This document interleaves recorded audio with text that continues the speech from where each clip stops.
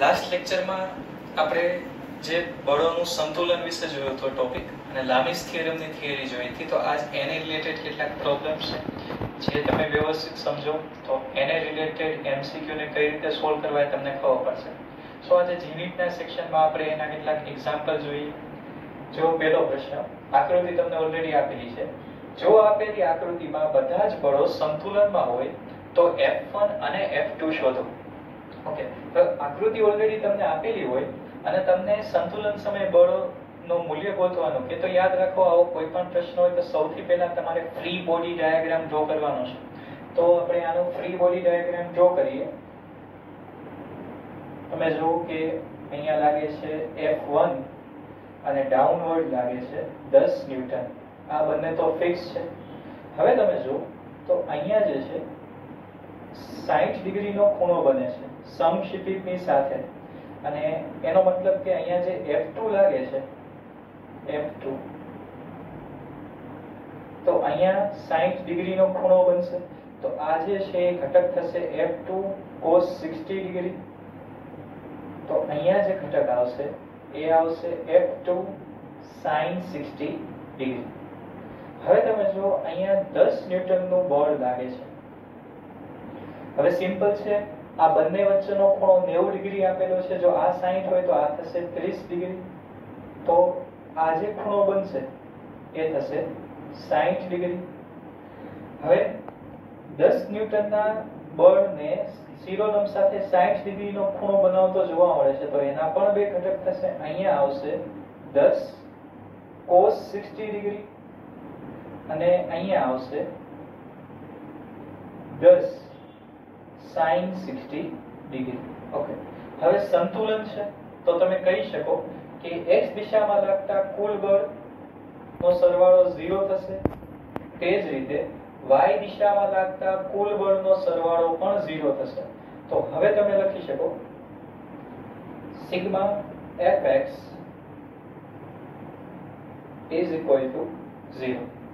હવે તમે જો x દિશામાં જમણી બાજુ આ બે બળ લાગે છે અને ડાબી બાજુ આ બળ લાગે છે, તો તમે લખી શકો કે F1 વત્તા 10 sin 60 degree minus F2 cos 60 degree is equal to 0. તો કેલ્ક્યુલેશન કરતા જણાશે કે F1 માઇનસ F2 cos 60 ડિગ્રીની કિંમત થશે 1/2 ઇઝ ઇક્વલ ટુ 10 sin 60 જમણી બાજુ જશે એટલે માઇનસ થઈ જશે -10 sin 60 ની કિંમત √3/2. સિમ્પ્લિફાય કરતા ફાઇનલ આન્સર આપણને મળશે 2F1 F2 is equal to -10√3. Equation number 1. આના ઉપરથી આપણને F1 અને F2 નું રિલેશન મળે છે x દિશામાં બળોને સંતુલિત કરતા. હવે આપણે y દિશાના બળોને સંતુલિત કરીએ તો sigma fy is equal to 0. હવે તમે જો ઉપર લાગતા બળને આપણે ધન લઈએ, નીચે લાગતા બળને ઋણ લઈએ, તો F2 sin 60 degree plus 10 cos 60 degree minus 10 બરાબર 0.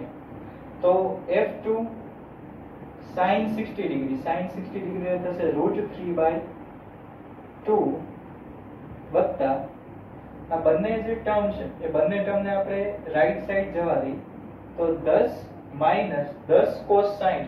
cos 60 ની કિંમત થશે 1/2. સો 10 into 1/2 એટલે 5. સો ફાઇનલી આપણને મળશે F2 બરાબર 10/√3 ન્યૂટન. તો આ તમને કિંમત મળી ગઈ F2 ની. હવે તમારી પાસે F2 ની કિંમત છે, એને સમીકરણ 1 માં મૂકો. F2 ની કિંમત સમીકરણ 1 માં મૂકતા તો F2 ની કિંમત સમીકરણ 1 માં મૂકીએ 2F1 F2 એટલે 10 divided by root 3 is equal to minus 10 root 3. હવે 2f1 બરાબર minus 10 root 3 plus 10 divided by root 3. Multiply કરો તો 2f1 is equal to route 3 ને આની સાથે ગુણી નાખો એટલે 3 થઈ જશે minus 30 plus 10 રૂટ 3 ને આ સાઈડ લઈ આવો root 3. So finally f1 is equal to minus 20 divided by root 3 and into 2. So final answer minus 10 divided by root 3 Newton. તો આ કિંમત તમને મળી ગઈ f1 ની. સો f1 અને f2 તમે કંઈક આ રીતે સોલ્વ કરી શકો. જરૂરી વસ્તુ શું છે તો ફ્રી બોડી ડાયાગ્રામ. આમાં ક્યાંય તમારાથી ભૂલ ન થવી જોઈએ. સો ફ્રી બોડી ડાયાગ્રામ પહેલા તમારે ડ્રો કરવાનો જેના પરથી તમે કોઈ પણ પ્રોબ્લેમને ઇઝીલી સોલ્વ કરી શકો. ઓકે, તો હવે આના ઉપરથી આપણે નેક્સ્ટ પ્રોબ્લેમ આ જ મેથડથી કંઈક સોલ્વ કરીએ. Second question. આકૃતિ તમને ફરીથી આપેલી છે. આકૃતિમાં દર્શાવેલ દળ રહિત દોરી, ઓકે, ઇનએક્સટેન્સિબલ સ્ટ્રિંગ, દળ રહિત દોરીની ચર્ચા આવે તો યાદ રાખો કે તણાવ બળ દરેક જગ્યાએ કોઈ પણ પોઝિશન તમે જો તો પર્ટિક્યુલર દોરીના કોઈ એક હિસ્સામાં તણાવ બળ જે છે એ સરખું લાગતું હશે, અલગ અલગ હિસ્સામાં અલગ અલગ તણાવ બળ લાગે છે T1, T2 અને T3, કારણ કે 3 દોરી છે તો દરેકમાં તણાવ બળ અલગ અલગ લાગે છે. હવે થોડું ધ્યાન દેજો કે 3 બળ લાગે છે તો કાલ 3 બળ માટે આપણે લાસ્ટ લેક્ચરની અંદર એક કોન્સેપ્ટ જોયો તો લામીસ થિયરમ, સાઇન રૂલ વાળી થિયરી, તો એને આપણે અહીંયા એપ્લાય કરશું. ઓકે, પર્ટિક્યુલર આપણે આનો ફ્રી બોડી ડાયાગ્રામ ડ્રો કરીએ. નીચે તરફ લાગે છે 50 ન્યૂટન અને અહીંયા જે છે હવે તમે જો 60 ડિગ્રી સમક્ષિતિજ સાથેનો ખૂણો, આ ખૂણો થશે 90, આ ખૂણો પણ થશે 60 ડિગ્રી, અહીંયા લાગશે T2. તેવી જ રીતે આપણે અહીંયા જોઈએ T1, તો T1 નો ખૂણો બને છે 30, તો અહીંયા પણ બનશે 30, આ ખૂણો આવશે 90 ડિગ્રી. હવે T1, T2 અને T3. હવે ધ્યાન દેજો,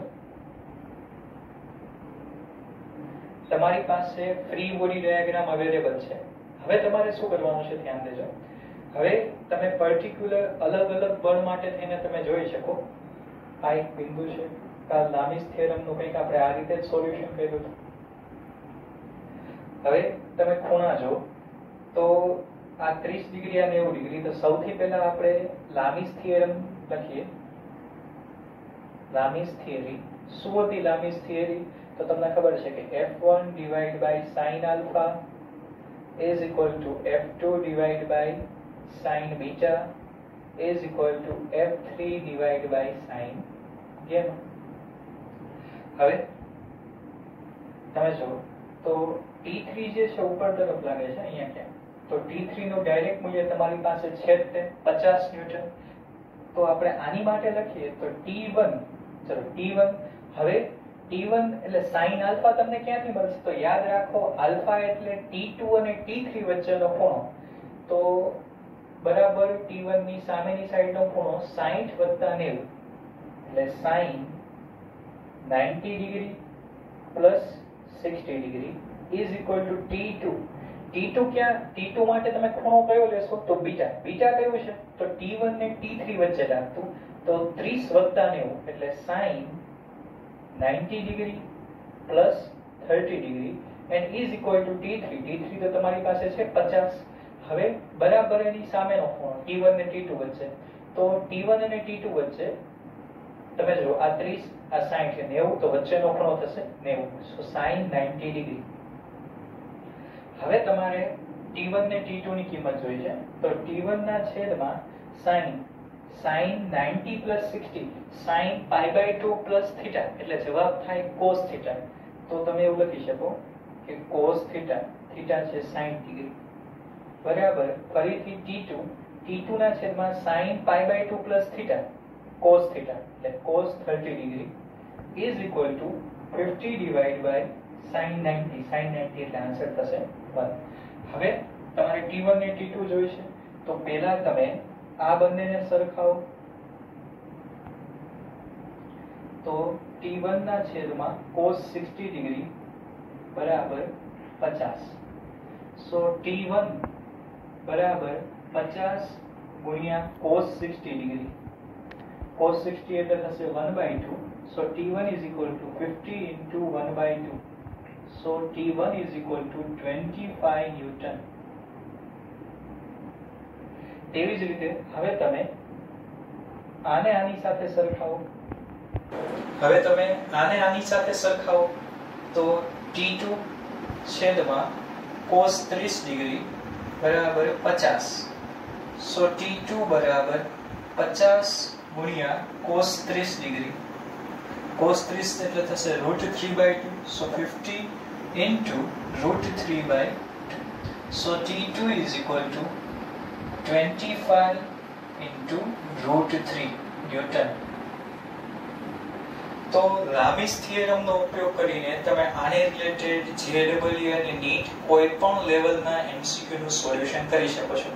મહત્વની વસ્તુ ફરીથી કે તમને FBD free body diagram perfect આવડવા જોઈએ.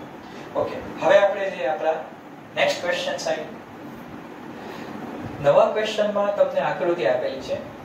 આકૃતિમાં દર્શાવ્યા મુજબ સ્મોલ m દળનું એક પક્ષી ખેંચાયેલી દોરીના મધ્ય સ્થાને રહેલું છે.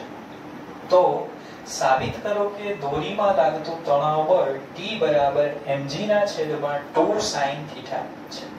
ઓકે, હવે જોઈએ કે ધારો કે સ્ટેન્ડની વચ્ચે એક દોરી છે ને ત્યાં પક્ષી આવીને બેસે છે. બટ એ પક્ષી બેસે તે પહેલા દોરી કંઈક આ પોઝિશનમાં હતી. શરૂઆતમાં દોરી જે છે કંઈક આ પોઝિશનમાં હતી. તો હું એમ કહી શકું કે A આ જે પોઈન્ટ છે O, આ પોઈન્ટ B. તો શરૂઆતની પરિસ્થિતિ AOB હતી.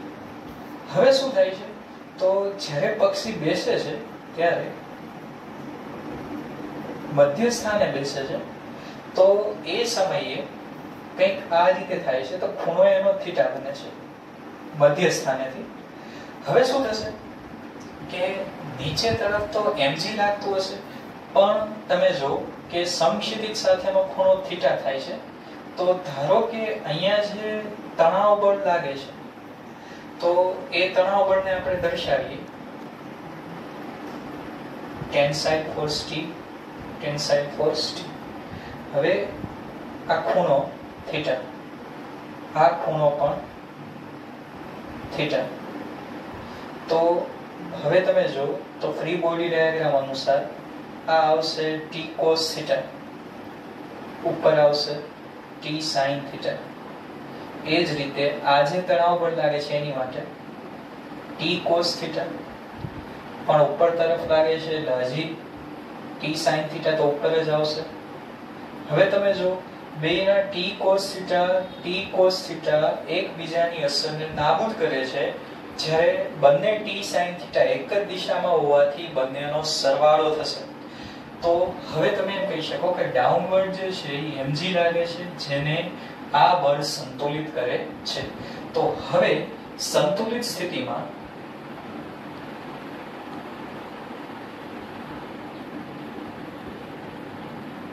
તમે એવું કહી શકો કે upward force is equal to downward force અથવા તો sigma f is equal to 0. હવે તમે જો ઉપરના બળને ધન લઈએ, નીચેના બળને ઋણ લઈએ, તો ઉપર લાગે છે T sin theta plus T sin theta.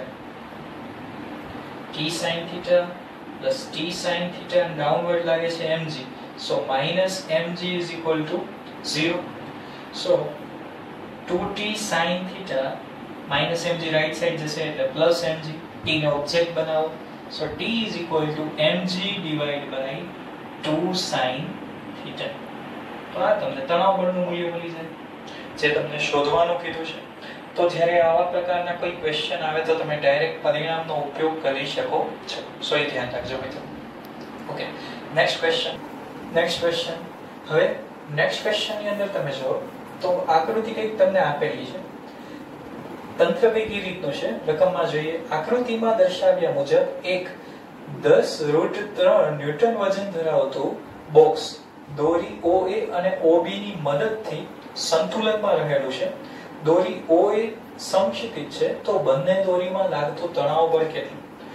દિવાલની આ બંને દિવાલ જે છે એની સાથે તમે જો એક દોરી છે OA, બીજી દોરી છે OB. અહીંયા જે ખૂણો બને છે એ 60 ડિગ્રીનો બને છે. જે વજન લટકાવેલું છે બોક્સ એ 10√3 ન્યૂટન છે. હવે તમારે બંને દોરીમાં લાગતું તણાવ બળ શોધવાનું છે. તો ફરીથી આપણે જઈએ આપણા ફ્રી બોડી ડાયાગ્રામ તરફ.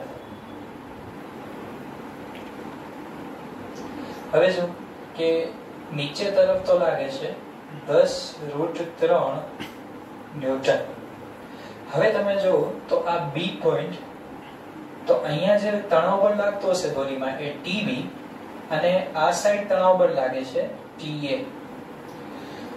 TA તો સમક્ષિતિજ દિશામાં છે, તો એની માટે કઈ તમારે ખૂણા શોધવાની જરૂર નથી. બટ અહીંયા તમે જુઓ સમક્ષિતિજ સાથેનો ખૂણો 60 ડિગ્રી છે, તો આ ખૂણો પણ થશે 60 ડિગ્રી. તો બે ઘટક બનશે TB cos 60 ડિગ્રી. જ્યારે અહીંયા ખૂણો બનશે, અહીંયા ઘટક આવશે એનો TB sin 60 ડિગ્રી. હવે સંતુલનની પરિસ્થિતિમાં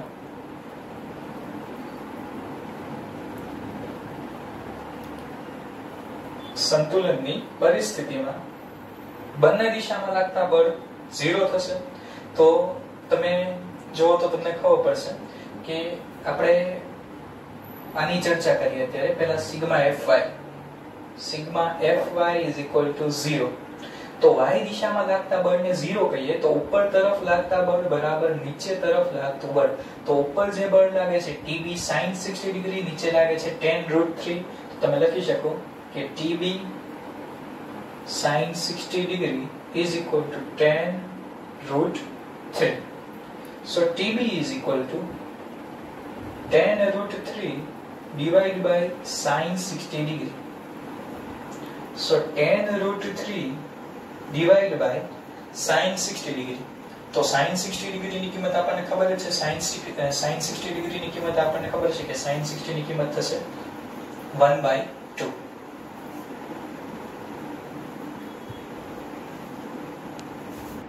sin 60 degree ની કિંમત થશે 1/2, સોરી √3/2. તો √3 કેન્સલ, બે ઉપર આવશે, જવાબ મળશે આપણને 20 ન્યૂટન. તો અહીંયા તમને TB ની કિંમત મળે છે 20 ન્યૂટન. ઓકે, હવે આપણે સિગ્મા fx એટલે કે x દિશામાં લાગતા બળને જોઈએ. તો sigma fx is equal to 0. ધન x દિશામાં આપણે ધન મૂલ્ય લેશું અને ઋણ x દિશામાં મૂલ્ય ઋણ લેશું. સો તમે જુઓ કે અહીંયા જે બળ લાગે છે એ છે TB cos 60 ડિગ્રી અને સામે આવશે TA. TB cos 60 degree minus TA બરાબર 0. સો TA બરાબર TB cos 60 ડિગ્રી. સો TA બરાબર TB cos 60 ડિગ્રી એટલે થશે 1/2 TA. TB ની કિંમત આપણી પાસે ઓલરેડી છે, મૂલ્ય છે 20 ગુણ્યા 1/2. સો TA is equal to 10 newton. તો તમે જુઓ કે લાસ્ટ લેક્ચરના જે કાંઈ કોન્સેપ્ટ હતા એની ઉપરથી તમે સરળતાથી આ દરેક કોન્સેપ્ટને સોલ્વ કરી શકો. હવે આને રિલેટેડ કેટલાક પ્રોબ્લેમ્સની તમારે પ્રેક્ટિસ કરવાની રહેશે કે જે GDET માટે મોસ્ટ IMP છે. તમે જ્યારે કોઈ અપર લેવલની કોમ્પિટિટિવની એક્ઝામની પ્રિપેરેશન કરતા હોય તો તમારી પાસે કોન્સેપ્ટ પ્લસ એના એક્ઝામ્પલ અને લાસ્ટમાં એના પ્રેક્ટિસ માટે કેટલાક પ્રોબ્લેમ્સ હોવા જોઈએ. તો ગૂગલ ક્લાસરૂમની અંદર હું આને રિલેટેડ આજ કેટલાક પ્રોબ્લેમ્સ મૂકીશ જે તમારે સોલ્વ કરવાના છે. તો ફરીથી જેણે હજી ગૂગલ ક્લાસરૂમ જોઈન નથી કર્યું તે કરી શકે છે. તમે પ્લે સ્ટોરમાં જઈને ગૂગલ ક્લાસરૂમ ડાઉનલોડ કરો અને તેમાં જોઈન ક્લાસરૂમ કરો, જેની અંદર તમને કોડ પૂછશે તો કોડ તમારે નાખવાનો છે LZAMAY5. આ એનો કોડ છે. ઓકે, થેન્ક યુ મિત્રો.